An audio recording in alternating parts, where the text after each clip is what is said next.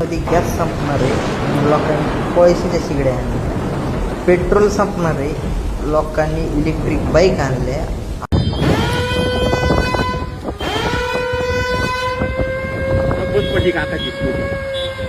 पुण्यातील कोंढवा परिसरात अवकाळी मुसळधार पावसाने हाहाकार माजवलाय.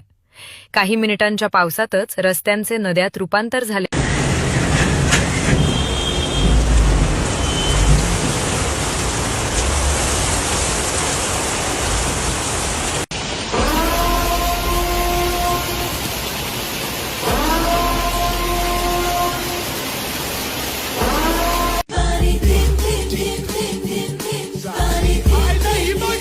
पानी देखो, पानी कितना कितना भरा है, पानी देखो.